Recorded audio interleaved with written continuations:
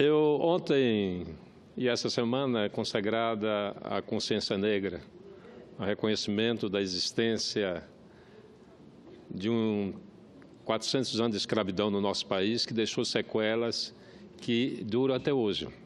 Eu selecionei aqui 3 manchetes que expressam exatamente o Brasil, não só expresso, mas caracteriza o Brasil como um país do apartheid. As manchetes são as seguintes.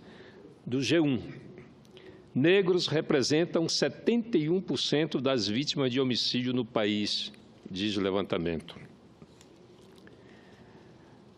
No portal UOL, a manchete é a seguinte: negros ganham, em média, pouco mais da metade dos brancos, mostra o IBGE.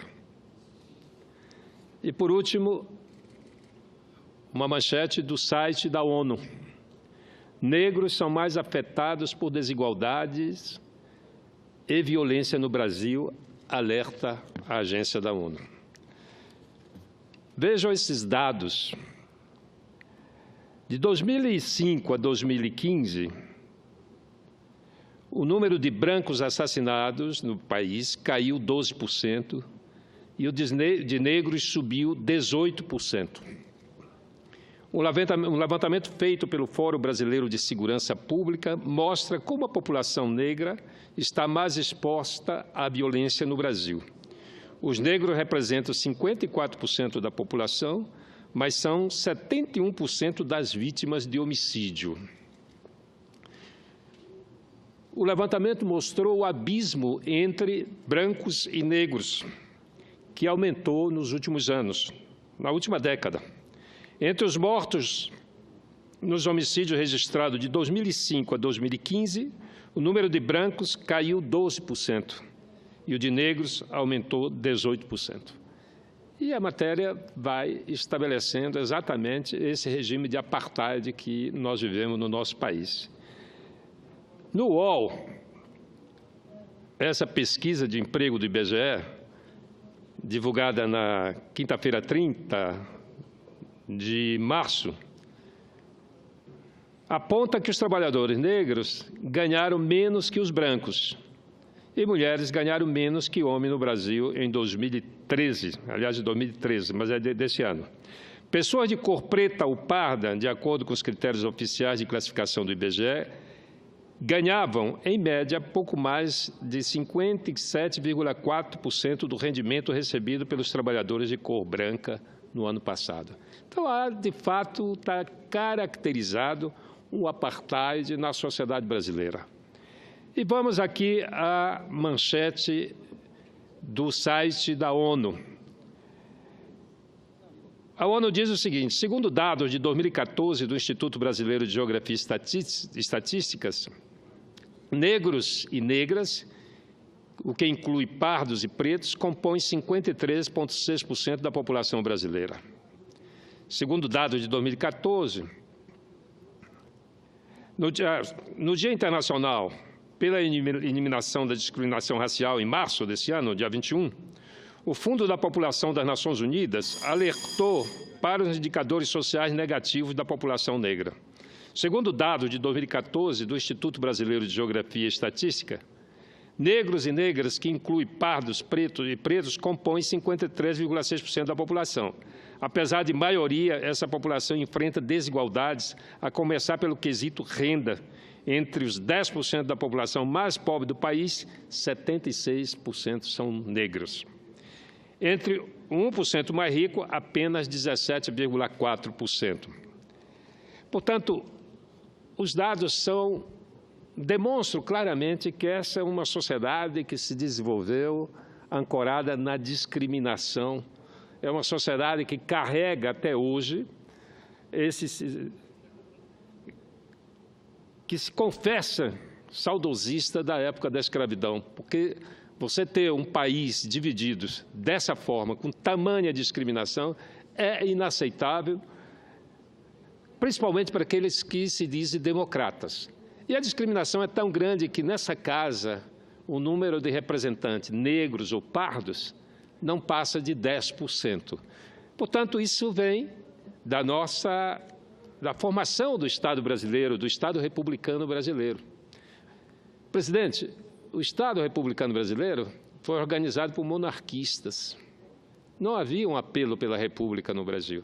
Tanto é que os monarquistas foram que organizaram o país. E vejam, pasmem, na Constituição de 1891, no Império, os analfabetos votavam. Na Constituição republicana de 1891, os direitos políticos dos analfabetos foi cassado, deixaram de votar. E as estatísticas do IBGE daquela época ainda não existia, mas o segundo censo de 1890 mostra o seguinte, que existiam no Brasil apenas 14% de letrados. Desses 14%, 7% eram brancos, homens, e 7% mulheres. As mulheres não tinham direito a voto como os negros. Então, restaram para organizar o Estado republicano 7% de homens brancos. E o resultado é o que essas estatísticas mostram, não é? Um país do apartheid.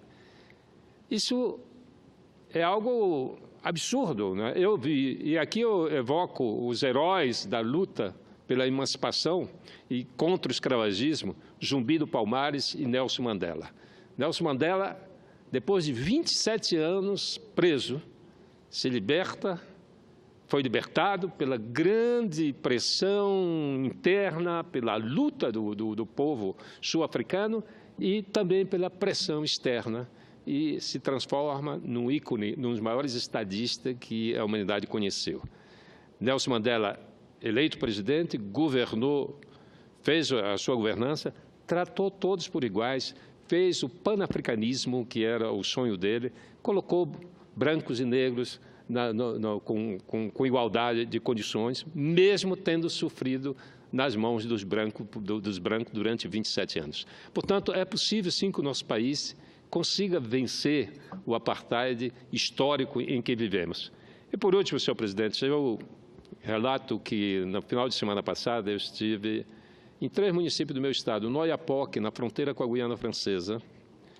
Tive uma grande reunião discutindo as possibilidades e lá promete o desenvolvimento daquela região, porque é fronteira com a França e é um município fortemente influenciado pelo euro, pela moeda europeia.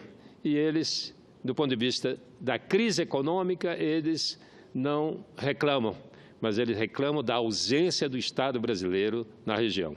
O Estado brasileiro está ausente da saúde, da educação, não é? E também da infraestrutura.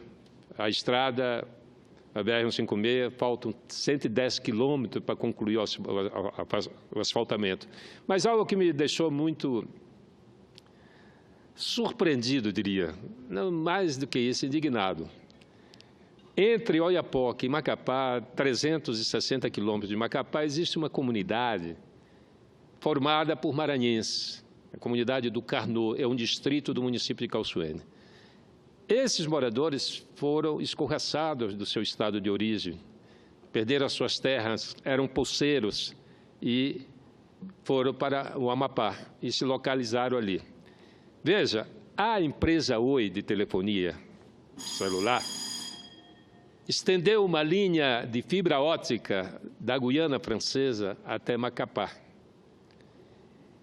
E por cima dessa comunidade, onde vive em torno de 1.000 pessoas, passa a linha de fibra óptica e eles vivem completamente mergulhados no isolamento, excluído de qualquer possibilidade de comunicação com o mundo.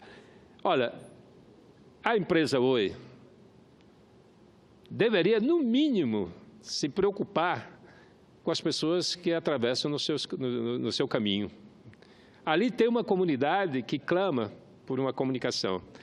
Eles encomendaram um abaixo-assinado para poder atender, para poder estudar a possibilidade de atender. É absolutamente ridículo que uma comunidade, por onde passa uma rede de fibra óptica por cima de suas cabeças, não consigam ligar para ninguém, vivam isolados, não tem telefonia celular, não tem internet, não tem possibilidade de comunicação com o mundo. Portanto, fica aqui meu apelo à empresa Oi, estou encaminhando o documento para a empresa, colocando o ridículo dessa situação para que isso seja corrigido. Era isso, senhor presidente. Muito obrigado.